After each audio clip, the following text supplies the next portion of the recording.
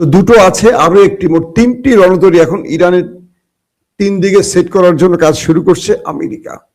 দর্শক, পাশাপাশি আরব রাষ্ট্রের মধ্যে প্যাট্রিয়ট এবং থার্ডের যে সিস্টেমগুলো, রাডার সিস্টেমগুলো বসানো ছিল, ইরান তো এগুলো সব ধ্বংস করে ফেলেছে।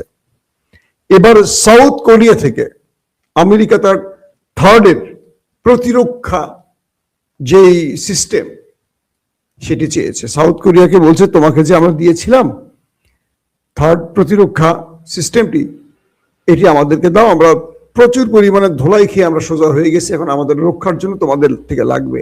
এর আগে চেয়েছিল ইউক্রেন থেকে, এবার সাউথ কোরিয়া থেকে চেয়েছে আমেরিকা। আন্দাজ করতে পারতেছেন যে আমেরিকা কি পরিমাণ ক্ষয়ক্ষতির মুখে পড়ছে, এগুলো দিয়ে কিন্তু আন্দাজ করা যায়। আসেন এবার আপনাদের যে খবরটির জন্য বসে আছে সেই খবরটি দেই।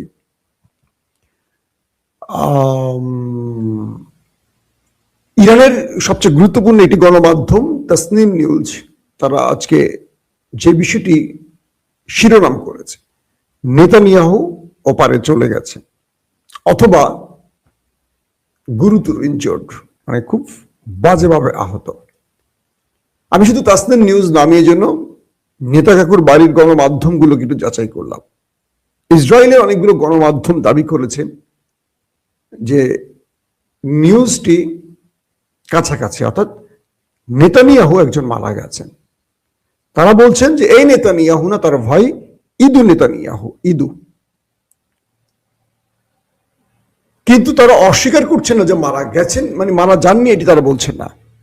পাশাপাশি তাসনিম নিউজ বলছে গত 3 থেকে 4 দিন, অর্থাৎ যেদিন আমরা প্রথম আপনাদেরকে লিড করেছিলাম যে তার অফিসে হামলা হয়েছিল, এরপর থেকে কিন্তু তার কোনো হদিশ পাওয়া যাচ্ছে না। মিস্টার বেন গভিরের হদিশ পাওয়া যাচ্ছে না। বলা হচ্ছে বেন গভিরও ওপারে চলে গেছেন বিনা টিকেটে। আসেন তাসনিম নিউজ যে কথাগুলো বলছে আমরা সংক্ষিপ্ত একটু বলি। তারা 5টি ধাপ উল্লেখ করেছে। প্রথমটি হলো, নেতানিয়াহুর ব্যক্তিগত চ্যানেলে তার শেষ ভিডিও পোস্ট হওয়ার প্রায় 3 দিন হয়ে গেছে এবং তার শেষ ছবি প্রকাশিত হওয়ার প্রায় 4 দিন হয়ে গেছে। এরপর নেতানিয়াহুর নামে লেখা কয়েকটি বক্তব্য টেক্সট ভিত্তিক, মানে নেতানিয়াহুর কে যে তার অফিসে হামলার পর আমরা বলেছিলাম যে তিনি নাই ওপারে চলে গেছেন, তারপর আজকে 4 দিন হয়ে গেল, নেতানিয়াহুর কোনো নতুন বক্তব্য পাওয়া যায়নি। যা পাওয়া গেছে সব পূর্বের। কয়েকটি টেক্সট আসছে, টেক্সট তার অ্যাডমিন করতে পারে। আমার অ্যাডমিন কিন্তু ফেসবুকের কন্ট্রোল তার হাতে আছে, আমি না থাকলে সে করতে পারবে, কিন্তু আমার ভিডিও সে করতে পারবে না। আমার ভিডিও আমাকে এখানে বসে করতে হবে। এটি বলছে যে প্রথম নেতানিয়াহুর মৃত্যুর বা মারা গেছেন এর প্রথম প্রমাণটি হলো গত 4 দিন ধরে তার ফেসবুকে বা তার ওয়ালে, তার সোশ্যাল অ্যাকাউন্টে নতুন কোনো ভিডিও আসেনি, শুধু টেক্সট আসছে, যেখানে ট্রাম্প কয়েক ঘন্টা পর পরে নতুন বার্তা দিচ্ছেন এবং এই যুদ্ধে নেতানিয়াহু প্রতিদিনই কিছুক্ষণ পর পর বার্তা দিয়েছেন, কিন্তু গত 4 দিন কোনো বার্তা নেই কেন? নাম্বার 1। নাম্বার 2, নেতানিয়াহু শেষ ভিডিও প্রকাশের আগে প্রতিদিন কমপক্ষে একটি ভিডিও, কখনো কখনো 3টি পর্যন্ত ভিডিও প্রকাশ করা হতো। তবে গত 3 দিনে একটি ভিডিও না পাওয়ায় জল্পনা আরো তীব্র আকার ধারণ করেছে। বুঝতে পারছেন তো? 3 নম্বর, বেশ কয়েকটি হিব্রু সূত্র জানিয়েছে যে 8 মার্চ এমন প্রতিবেদন প্রকাশিত হয়েছে যে নেতানিয়াহুর বাড়ির চারপাশে নিরাপত্তা ব্যবস্থা জোরদার করা হয়েছে, বিশেষ করে সম্ভাব্য আত্মঘাতী ড্রোন মোকাবেলা করার জন্য। 4, বলা হচ্ছে যে জ্যারেড কুশনার, ট্রাম্পের জামাতা, এবং স্টিভ উইটকফ, ট্রাম্পের বিশেষ প্রতিনিধি, এর ইসরায়েলে পরিকল্পিত সফর বাতিল করা হয়। অর্থাৎ এই দুজনের ইসরায়েল সফর ছিল, এটি বাতিল করা হয়েছে কারণ নেতানিয়াহুর হদিস নেই, যা আজ নির্ধারিত ছিল। এবং এই পরিস্থিতি সম্পর্কে মানে আজকে মেবি তাদের এই বৈঠকটি হওয়ার কথা ছিল জ্যারেড কুশনার এবং উইটকফের সাথে, সেটিও বাতিল করা হয়েছে। তার মানে নেতানিয়াহু হয় ওপারে গেছেন, নাহলে ভয়ঙ্করভাবে আহত হয়েছেন। 5, এলিসি প্রাসাদও ফরাসি রাষ্ট্রপতি, অর্থাৎ এলিসি প্রাসাদ ও ফরাসি রাষ্ট্রপতি ইমানুয়েল ম্যাক্রন এবং নেতানিয়াহুর মধ্যে টেলিফোনে কথোপকথনের তারিখ নির্দিষ্ট ছিল, সেটিও বাতিল করা হয়েছে এবং এই কথিত কথোপকথনের কেবল একটি টেক্সট প্রকাশ করা হয়েছে। অর্থাৎ বলা হয়েছে যে তাদের মধ্যে নাকি একটা কথোপকথন হয়েছে, যেটা বাতিল হয়ে গেছে, তার মধ্যে কোনো ভিডিও বার্তা পাওয়া যায়নি, একটা টেক্সট শুধু দেওয়া হয়েছে। এগুলো এই 5টি তাসনিম নিউজ উল্লেখ করছে যে এই 5টি কারণে প্রমাণ হচ্ছে যে তিনি ওপারে চলে গেছেন। কারণ আজকে 3 থেকে 4 দিন তার নতুন কোনো ভিডিও আসেনি। এখন ইসরায়েলের গণমাধ্যমগুলো বলছে যে নেতানিয়াহু নয়, তার ভাই ইদু নেতানিয়াহু, একজন হলো বেঞ্জামিন নেতানিয়াহু, একজন হলো ইদু নেতানিয়াহু নাকি ওপারে চলে গেছেন।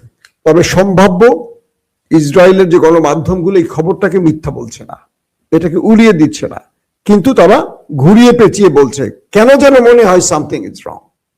আপনারা একটু বেশি বেশি দোয়া শুরু করে দেন ভাই, এ রোজার মধ্যে খায় না খেয়ে দোয়া শুরু করেন, বুঝছেন তো? কি দোয়া করবেন? আর দোয়া শেখাবো না আপনাদের।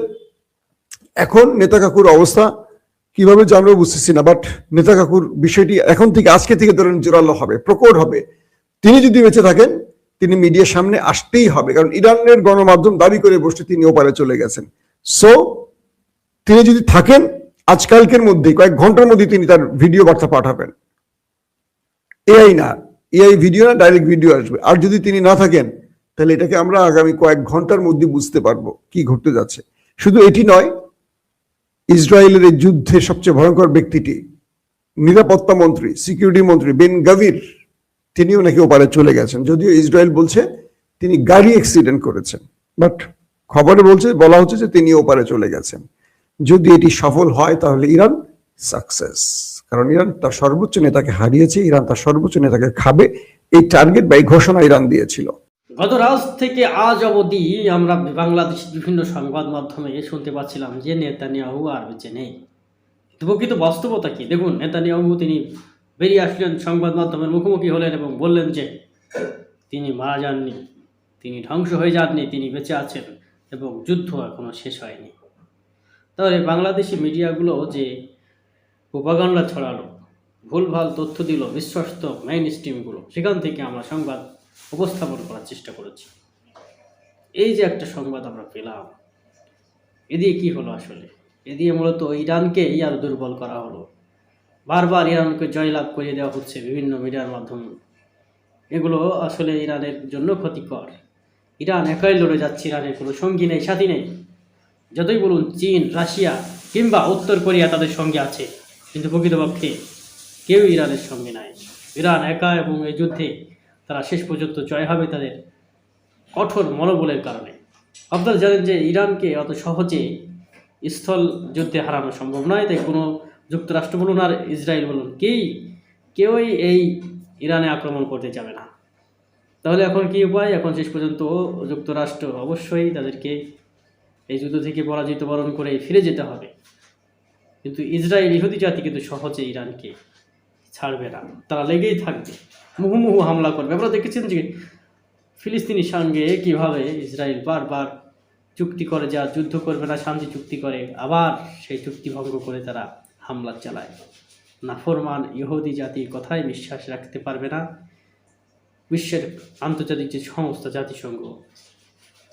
জাতিসংঘ মূলত আমেরিকার টাকায় চলে। এই জন্য এই যে যুদ্ধগুলো চলছে, অনেক শিশু হতাহত হচ্ছে, এখানে কোনো মুখ খুলছে না, কিছু বলছে না। অর্থ সম্পদ যার, বিচার রায় তার, এমনটি চলছে বিশ্বজুড়ে। যারা চ্যানেলটি দেখছেন অবশ্যই সাবস্ক্রাইব করে সঙ্গে থাকবেন। ধন্যবাদ।